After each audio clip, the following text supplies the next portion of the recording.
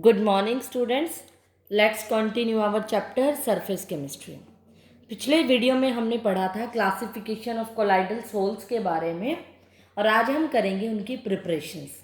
Colloidal souls जैसे कि मैंने आपको बताया था ऐसे सोल्स जिनका जो साइज़ होता है 1 से 1000 नैनोमीटर की रेंज में होता है। उनको बनाने के दो मेथड्स होते हैं। फर्स्ट होता है disintegration method and second is condensation method. पहले हम फर्स्ट मेथड डिस्कस करने जा रहे हैं जिसका नाम डिस्पर्जन मेथड भी होता है। इस डिस्पर्जन के अंदर भी 3 तरह के मेथड होते हैं। उसका फर्स्ट जो पार्ट है मैं वो डिस्कस कर रही हूँ पहले, मैकेनिकल डिसइंटीग्रेशन मेथड। डिसइंटीग्रेशन का मतलब क्या होता है पहले तो मैं आपको ये क्लियर कर दूं। जैसे कि मैंने आपको बताया था कोलाइडल सॉल्यूशन होता है 1 से 1000 नैनोमीटर की रेंज में होता है और मैंने आपको सॉल्यूशन के जो टाइप बताए थे, ट्रू सॉल्यूशन बताया था जिसका जो साइज़ होता है लेस देन 1 नैनोमीटर होता है और सस्पेंशन का जो साइज़ होता है वो ग्रेटर देन 1000 नैनोमीटर होता है। और जो ट्रू सॉल्यूशन और सस्पेंशन के बीच का सॉल्यूशन है यानी 1 से 1000 नैनोमीटर के साइज बीच का वो होता है कोलाइडल सॉल्यूशन। या तो हम बहुत छोटे सॉल्यूशन को आपस में इंटीग्रेट कर दें, जोड़ दें, ट्रू सॉल्यूशन को मिला दें बहुत सारे, तो क्या बनेगा कोलाइडल। या सस्पेंशन बहुत बड़ा है उसको तोड़ दें तो क्या बनेगा, अंडरस्टूड है, कोलाइडल सॉल्यूशन। बड़े को तोड़ दो तो छोटा, छोटे को बहुत सारा जोड़ दो तो बड़ा, यानी कि क्योंकि इन दोनों के बीच में आता है ना कोलाइडल। तो डिसइंटीग्रेशन भी कुछ ऐसा ही मेथड है। इंटीग्रेशन होता है एक साथ जोड़ना और डिसइंटीग्रेशन है जोड़े को तोड़ना। मीन्स इसमें जोड़ेंगे नहीं बल्कि तोड़ेंगे। डिसइंटीग्रेशन इंटीग्रेशन का अपोजिट होता है। ये दो तरीके से तोड़ा जाता है, एक तो मैकेनिकल से और एक इलेक्ट्रिकल से। मैकेनिकल इंटीग्रेशन में क्या होता है, कोलाइडल मील ली जाती है जिसको बोल मील भी बोलते हैं और उसका अपरेटस जो होता है इस तरह का होता है। 2 स्टील व्हील्स होते हैं कुछ इस तरह से, 2 स्टील के व्हील हैं वो ऐसे कुछ आपको नजर आएंगे। ये इसका अपरेटस है, अच्छे से फोकस करना इस पर। ये क्या लिए मैंने, स्टील के व्हील ले लिए और ये क्या है, एक कोलाइडल मील है, एक तरह की चक्की है। ये स्टील व्हील लगे हुए हैं यहाँ पर और ऊपर से मैं क्या डालूंगी, एक सस्पेंशन सॉल्यूशन डालूंगी। तो आप अंडरस्टूड हो सस्पेंशन सॉल्यूशन कौन सा सॉल्यूशन होता है, जिसका जो साइज होता है ग्रेटर देन 1000 नैनोमीटर होता है, मोर देन 1000 नैनोमीटर है। अब यहाँ पर क्या है, कोई ऐसा सॉल्यूशन जा रहे हैं जिसका 1000 नैनोमीटर से साइज ज़्यादा है और इसके अंदर डालते ही ये स्टील की जो डिस्क है इसके अंदर ऐसे डाला जाता है। इन दोनों की डिस्क के बीच में क्या होता है, एक गैप भी होता है। पूरा जो स्ट्रक्चर है वो इसका इस तरह से है और हम इसको क्या करते हैं, एक रोटेट कर देते हैं स्टील को ऊपर से ना, चक्की टाइप है। जैसे आटा पीसते हैं, गेहूं को पीसते हैं, आटा बनता है जब, तो क्या होगी, चक्की की क्या है, रोटेट होती है फिर आटा बनता है। ऐसे यहाँ पे बड़े सस्पेंशन के सोल को या पार्टिकल्स को हम इस चक्की के अंदर डालते हैं और वो घूम के पिस जाता है। गेहूं का आटा बनाना है मतलब सस्पेंशन का हमने पीस कर क्या बनाएंगे, कोलाइडल बनाएंगे और वो यहाँ से निकल जाता है, डिस्चार्ज हो जाता है। ये जो गैप बना हुआ है ना उसके बीच में, जैसे चक्की के बीच में होता है, वहाँ पर इकट्ठा हो जाता है ये डिस्चार्ज। यहाँ से हम कोलाइडल सॉल्यूशन को निकाल लेते हैं और जो सॉल्यूशन बनेगा वो 1 से 1000 नैनो, क्योंकि पिस गया ऑब्वियसली इससे साइज छोटा होगा और इससे साइज छोटा होके वो कैसा बनेगा, 1 से 1000 nanometre.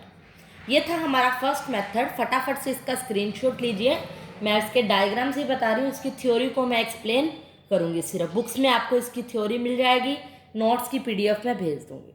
Now come to the second method that is, जिसको हम क्या कहेंगे, इलेक्ट्रो डिसइंटीग्रेशन मेथड। मैकेनिकल का ही है कि जैसा ही है उसमें डिसइंटीग्रेशन का ही पार्ट है, मतलब बड़ों को छोटे में तोड़ा जाएगा। इस मेथड को मेनली जो ब्रीडिग मेथड के नाम से जाना जाता है, ब्रीडिग आर्ग मेथड, कई इसको ब्रिड आर्ग मेथड भी कहते हैं। इसका जो डायग्राम है वो कुछ इस तरह का है। एक डबल लेयर चैम्बर लिया जाता है, ऐसा चैम्बर जिसके अंदर 2 लेयर होती हैं, राइट। उस 2 लेयर के अंदर बीच में क्या डाला जाता है, फ्रोजन मिक्सचर, आइस का कोई ना कोई मिक्सचर इस तरह से हम डालते हैं। ये इस तरह से चैम्बर ही ऐसा डिज़ाइन किया गया है कि इसके अंदर फ्रोजन मिक्सचर डाल दिया जाता है और यहाँ पर क्या ली जाती है, 2 मेटल की रोड ली जाती हैं और उसमें high electric current pass, voltage दी जाती है, पास कराया जाता है। जैसे ही हम इलेक्ट्रोड्स को, मेटल इलेक्ट्रोड्स को वोल्टेज देंगे, करंट पास कराएंगे, तो ये दोनों रोड आपस में टकरा कर क्या देंगी, स्पार्किंग सी देंगी। जैसे आपने वेल्डिंग करते हुए देखा होगा किसी को। और एक चीज़ और है, इस कंटेनर के अंदर हमने क्या ले लिया, डिस्पर्जन मीडियम ले लिया, डीएम ले लिया, डिस्पर्जन मीडियम इस तरह से ले लिया। एक इलेक्ट्रिक आर्क, जैसे ही आप इसको वोल्टेज दोगे तो आप क्या देखोगे, स्ट्राइकिंग की वजह से इसमें एक स्पार्क सी निकलने लग जाएगी, लाइट सी निकलने लग जाएगी, जो हम क्या कहेंगे कि ये लाइट पार्टिकल्स हैं, यानी जो इंटेंसिव हीट है इसकी मेटल को वेपर्स में कन्वर्ट कर देती है। ये इसमें क्या है, इसमें इसको पार्टिकल्स को इस तरह से निकाल देती है, पार्टिकल्स को लाइट के फॉर्म में पार्टिकल्स को निकालती है, मेटल रोड में से आग निकलने लगती है। यहाँ पर फ्रोज़न मिक्सचर इसलिए लगाया जाता है ताकि ये जो पार्टिकल्स हैं, ये जो डीएम है सॉल्यूशन है, वो इवेपोरेट ना हो जाए। और ये फ्रोज़न मिक्सचर क्या करता है, इसको कंडेंस्ड करने का काम करता है, कंडेंसेशन को करता है। कंडेंसेशन को मेंटेन करने के लिए ये फ्रोज़न मिक्सचर बनाया जाता है ताकि ये जो पार्टिकल बने ऊपर से और ये जो डीएम मिक्सचर क्या है, इवेपोरेट ना हो जाए इस हीट की वजह से, क्योंकि यहाँ से हीट मिल रही है, पार्टिकल्स मिल रहे हैं, ताकि ये डीएम जो एक तरह का डिस्पर्जन मीडियम है वो इवेपोरेट ना हो जाए, इसीलिए इसको बर्फ़ डाली जाती है, फ्रोज़न मिक्सचर डाला जाता है और ये कंडेंस्ड करता है इसको। ताकि ये जो कंडेंस्ड डीएम है बना रहे, इसके लिए हम बाहर से क्या डालते हैं, एक स्टेबलाइजिंग एजेंट डालते हैं। स्टेबलाइजिंग मतलब ताकि इस कंडेंस्ड डीएम को क्या करे, ये बनाए रखा रहे, ताकि ये बनी रहे। एक स्टेबलाइजिंग एजेंट जो होता है वो एल्केलिन KOH डालते हैं, जो कि एक स्टेबलाइजिंग एजेंट मतलब इसकी स्टेबिलिटी को मेंटेन रखता है, उसको हम बोलते हैं स्टेबलाइजिंग एजेंट। एल्केलिन बेसिक नेचर का मतलब KOH डाल देते हैं, जो कि इसको सोल्यूशन को, डीएम को बनाए रखता है। तो इसमें क्या हुआ, जो छोटे छोटे पार्टिकल्स टूट गए, और पार्टिकल्स टूटने के बाद इस कोलाइडियम को, जो सोल्यूशन है, इसको किसकी रेंज में ले आता है, 1 से 1000 नैनोमीटर की रेंज में पार्टिकल्स को ले आता है। एक बार फिर से बता रही हूँ, यहाँ पर क्या होता है, इलेक्ट्रो डिसइंटीग्रेशन, इलेक्ट्रिक मेथड से तोड़ा जाएगा। क्या होगा, कोई भी डबल लेयर चैम्बर होगा, उसमें फ्रोजन मिक्सचर होगा, कंटेनर के अंदर क्या होगा, डीएम, और जैसे ही हाई वोल्टेज पास कराएंगे और मेटल के इलेक्ट्रोड से इसको कनेक्ट करेंगे, तो ये क्या होगी, स्पार्किंग से प्रोड्यूस्ड होगी। यहाँ पर कुछ पार्टिकल्स से प्रोड्यूस होंगे, जैसे वेल्डिंग के टाइम प्रोड्यूस होते हैं। और यहाँ पर फ्रोजन मिक्सचर इसलिए किया है कि ये इवेपोरेट ना हो जाए, इसको कंडेंस का काम करता है।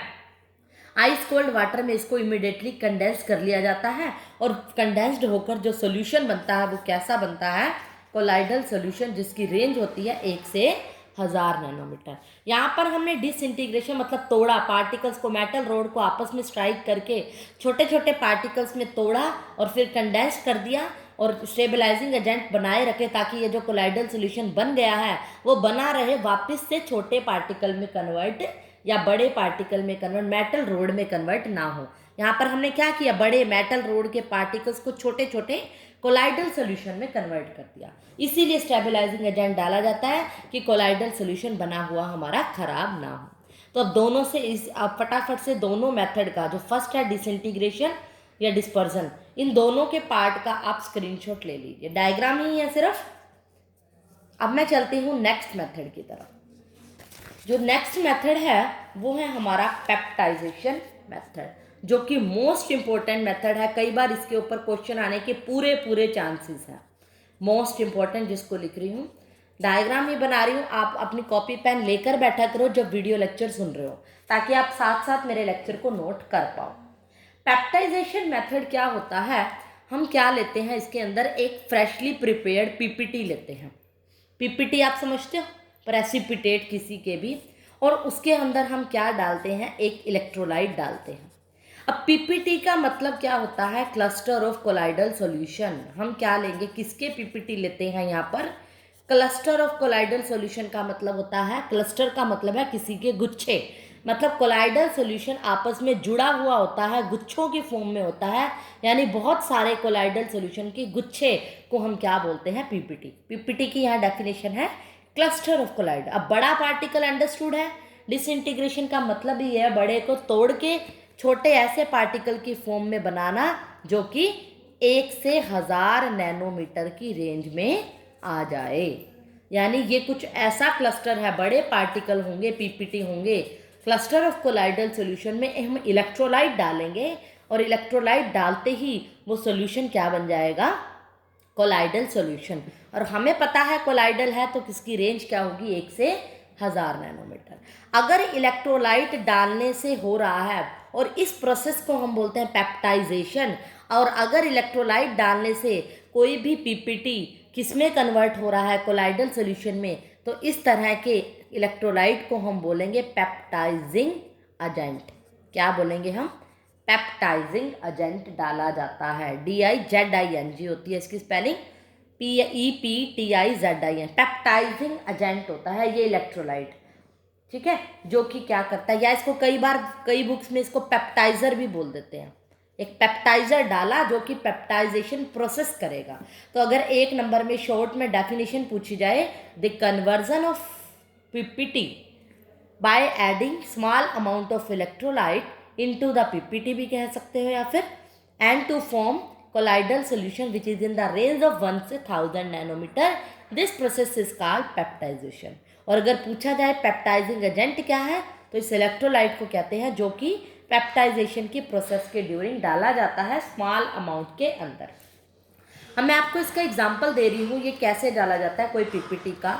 मान लो कोई भी पीपीटी है FeOH की थ्राइस, और उसके अंदर मैंने इलेक्ट्रोलाइट डाल दिया, मान लो FeCl3। कोई इलेक्ट्रोलाइट डाला तो आपको ऐसा कोलाइडल सॉल्यूशन देखने को मिलेगा, FeOH की थ्राइस, इस तरह से Fe3 पॉजिटिव और यहाँ पर Cl नेगेटिव।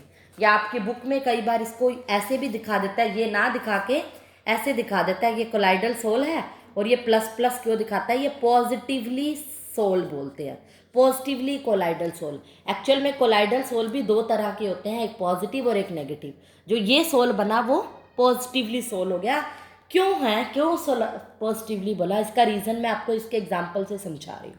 हमें कैसे पता चला ये पॉजिटिवली है या नेगेटिवली है, ये इंपॉर्टेंट पॉइंट है पेप्टाइजेशन के अंदर। हमने कोई इलेक्ट्रोलाइट लिया, FeOH की फ्रेशली प्रिपेयर्ड पीपीटी था, और उसके अंदर जो पीपीटी के अंदर मैंने इलेक्ट्रोलाइट डाला, FeCl थ्रू पेप्टाइजर डाला, वो ऐसा डाला जिसके अंदर पीपीटी का एक कॉमन आयन था। हमें पता है पीपीटी FeOH के 3 के अंदर आयन कौन है, Fe3 पॉजिटिव या OH नेगेटिव, ये आयन है।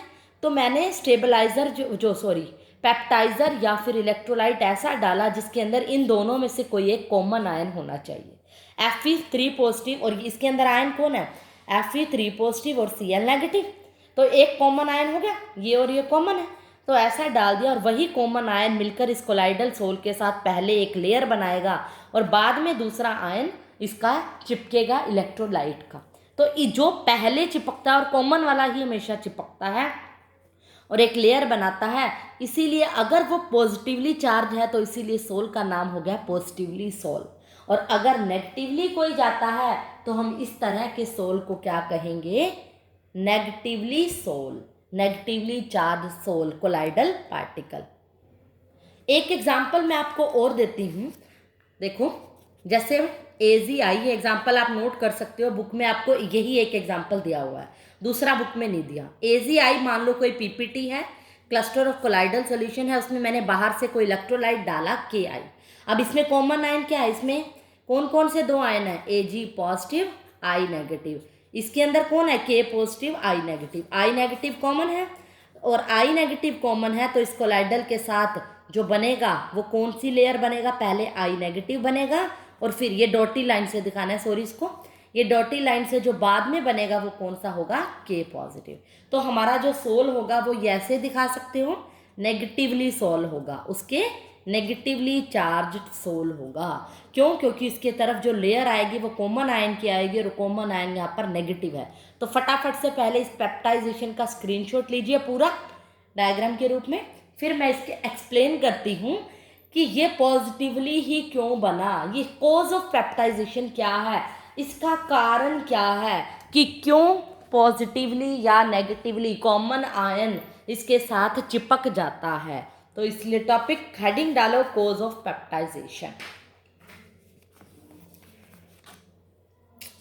कॉज ऑफ पेप्टाइजेशन, कि पेप्टाइजेशन का कारण क्या है।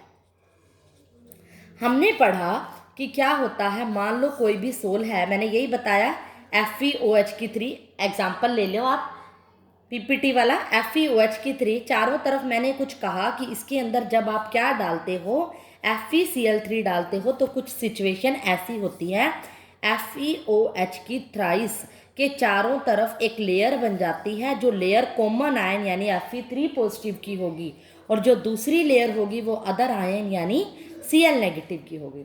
और इस जो फर्स्ट लेयर को हम क्या बोलते हैं, फिक्स्ड लेयर, और जो सेकंड लेयर होती है उसको हम बोलते हैं मोबिल लेयर। मोबिल का मतलब होता है जो लेयर मोशन में होती है, मूव करती है। ये लेयर क्या होती है, फिक्स लेयर होती है। अब क्या होता है, हर लेयर के इन दोनों लेयर के जो सरफेस के ऊपर एक पोटेंशियल अराइज होता है। इन दोनों के पोटेंशियल होगा कुछ ना कुछ, उन दोनों के पोटेंशियल के डिफरेंस को हम बोलते हैं, जो पोटेंशियल डिफरेंस होता है वो होता है जीटा पोटेंशियल। क्या होगा, इन दोनों लेयर के अपने अपने पोटेंशियल को, डिफरेंस को हम बोलेंगे जीटा पोटेंशियल या फिर बोलेंगे इलेक्ट्रोकाइनेटिक पोटेंशियल। इन दोनों के पोटेंशियल के डिफरेंस को ये यहाँ पर इसके सरफेस के ऊपर जनरेट हो जाता है, इस कोलाइडल सॉल्यूशन के सरफेस पे। ये जिस वजह से दो लेयर बनती हैं, पहली लेयर को हम फिक्स लेयर कहते हैं और दूसरी लेयर को मोबिल लेयर कहते हैं, जो कि लेयर क्या है, मूव करती रहती है। उस लेयर की मोशन होगी और यहाँ पर भी कुछ पोटेंशियल होगा। यहाँ पे इन दोनों के डिफरेंस को हम बोल देंगे, पोटेंशियल के डिफरेंस को जीटा पोटेंशियल या फिर इलेक्ट्रोकाइनेटिक पोटेंशियल। तो अगर ये पूछा जाए कि कॉज ऑफ पेप्टाइजेशन क्या है, तो मैंने अभी बताया, तो पेप्टाइजेशन का कारण ही यही है कि दो लेयर्स के अपने अपने पोटेंशियल की वजह से जो डिफरेंस हुआ, यानी due to zeta potential. Short में बोलें तो इलेक्ट्रोकाइनेटिक पोटेंशियल या जीटा पोटेंशियल क्या है कि वजह से क्या हुई, पेप्टाइजेशन होती है। कॉज ऑफ पेप्टाइजेशन अगर पूछा जाए। उसके बाद जो नेक्स्ट मेथड है बी, जैसे डिसइंटीग्रेशन था ऐसे ही मेथड है। सेकंड जो मेथड है वो है कंडेंसेशन मेथड, जिसको हम एग्रीगेशन मेथड भी कहते हैं। ये बिल्कुल अपोजिट है इंटीग्रेशन मेथड में। इंटीग्रेशन में बड़े पार्टिकल्स को डिसइंटीग्रेट किया जाता था, यानी तोड़ा जाता था, और कंडेंसेशन में, एग्रीगेशन में एग्रीगेट किया जाता है, इकट्ठा किया जाता है पार्टिकल्स को। इसका जो फर्स्ट टाइप है वो है बायोकेमिकल रिएक्शन। बड़े ही ईजी है, इसके अंदर रिएक्शंस ही हैं। बायोकेमिकल रिएक्शन के अंदर भी फर्स्ट टाइप ही है। फर्स्ट का ए पार्ट है बाय डबल डीकम्पोजिशन रिएक्शन, मतलब रिएक्शंस के टाइप होंगे। पहली है double decomposition reaction. Double decomposition में मान लो अरेनियस ऑक्साइड का कोई सोल है और उसको हाइड्रोजन सल्फाइड के dilute solution of Arrhenius oxide को हम हाइड्रोजन सल्फाइड से जब पास कराएंगे तो जो सोल्यूशन बनेगा AH2S3, एक कोलाइडल सोल्यूशन बनेगा, प्लस में क्या होगा, वाटर रिलीज होगा। तो यहाँ पर ये जो सोल बना वो क्या है, कोलाइडल सोल, कोलाइडल सोल्यूशन। यहाँ पर डबल डीकम्पोजिशन होगा। डबल डीकम्पोजिशन रिएक्शन के अंदर क्या होंगे, डबल से समझते हो आपने, डीकम्पोज होकर एक सोल बनाएगी। मतलब अरेनियस का ऑक्साइड, अकेला अरेनियस होता तो सिंगल डीकम्पोजिशन होती, यहाँ पर अरेनियस का ऑक्साइड है और इधर भी क्या है, H2S है, दो है, तो यहाँ पर डबल डीकम्पोजिशन के एक सोल बन जाएगा। सिंपल रिएक्शन है, इसमें कोई लंबी चौड़ी कहानी नहीं है। दूसरा जो मेथड है रिडक्शन मेथड है, जिसमें क्या होगा, रिडक्शन होगा। गोल्ड, सिल्वर और प्लेटिनम ऑब्टेन्ड होते हैं इस कोलाइडल सॉल्यूशन से। मेनली ये गोल्ड, सिल्वर और प्लेटिनम के केस में ये मेथड यूज़ किया जाता है। जैसे कोई भी रिडक्शन करना है, AuCl3 में SnCl2 डाला और हमें सोल मिल गया किसका, गोल्ड का, प्लस में SnCl4 बन गया।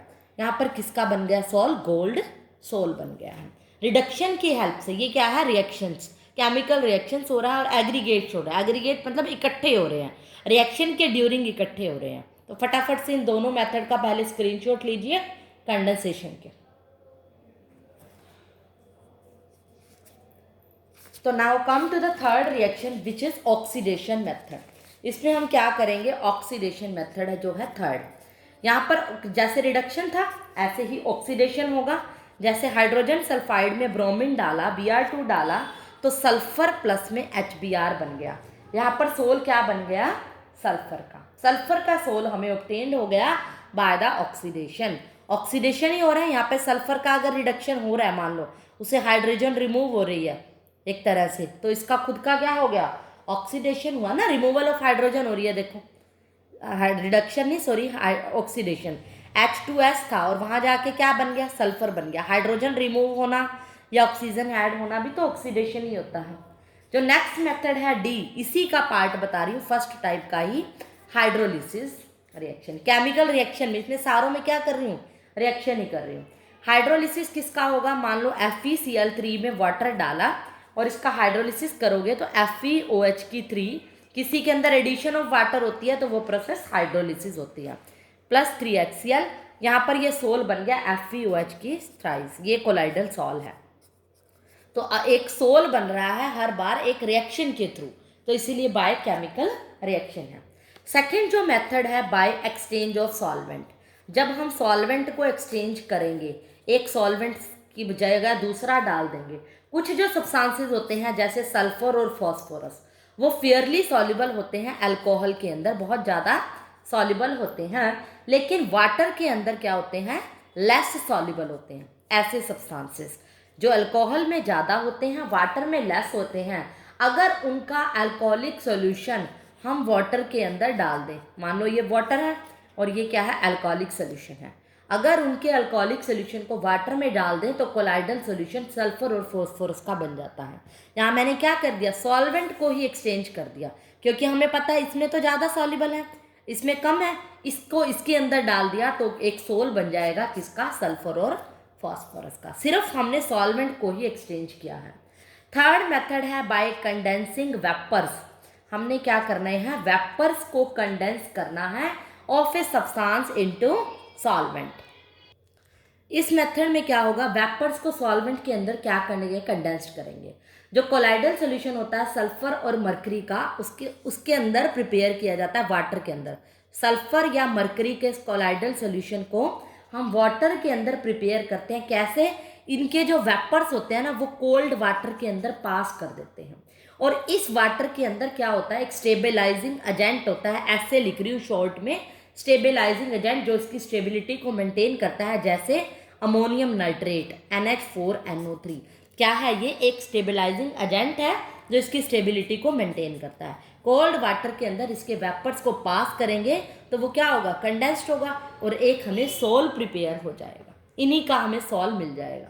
जो नेक्स्ट मेथड है बाय एक्सेसिव कूलिंग है, भी बहुत ज़्यादा ठंडा करके भी हम क्या कर सकते हैं, सोल को प्रिपेयर कर सकते हैं। जो कोलाइडल सॉल्यूशन होता है आइस का, किसके अंदर, इन ऑर्गेनिक सॉल्वेंट, OS लिख रही हूँ शॉर्ट में, ऑर्गेनिक सॉल्वेंट जैसे ईथर। आइस का जो कोलाइडल सॉल्यूशन है उसको हम ऑर्गेनिक सॉल्वेंट ईथर में ऑब्टेन करते हैं जब हम मिक्सचर को, इसके मिक्सचर को सॉल्वेंट एंड वाटर के अंदर क्या करेंगे, फ्रीज्ड करके, वाटर एंड सॉल्वेंट के अंदर इसके मिक्सचर को हम फ्रीज्ड कर देंगे तो आइस का ऑर्गेनिक सॉल्वेंट लाइक ईथर के अंदर क्या मिल जाएगा, हमें सॉल्यूशन मिल जाएगा। इसके अंदर आइस के अंदर डाला हमने ऑर्गेनिक सॉल्वेंट को, आइस इन ऑर्गेनिक सॉल्वेंट डाला तो हमें क्या मिल गया, एक्सेसिव कूलिंग होगी, बहुत ज़्यादा ठंडा करने पर भी जो सोल मिला वो किसका मिल गया, कोलाइडल सोल। ये सब मेथड थे हमारे, exchange of solvent, condensing vapours और एक्सेसिव कूलिंग। ये हमारे मेथड थे प्रिपरेशन ऑफ कोलाइडल सोल के। इस तरह से कोलाइडल सोल प्रिपेयर की जाती है। नेक्स्ट लेक्चर में हम करेंगे इन कोलाइडल सॉल्यूशन की प्योरिफिकेशन एंड प्रॉपर्टीज़ के बारे में हम पढ़ेंगे। आज हमने सिर्फ प्रिपरेशन कंप्लीट कर दी है, ओवरव्यू दे रही हूँ एक बार डिसइंटीग्रेशन और कंडेंसेशन मेथड से। तो आज के लिए इतना ही। अपने नोट्स बनाइए, इसके स्क्रीनशॉट लीजिए वीडियो को पॉज करके। आई होप आज की वीडियो आपको अच्छी लगी होगी।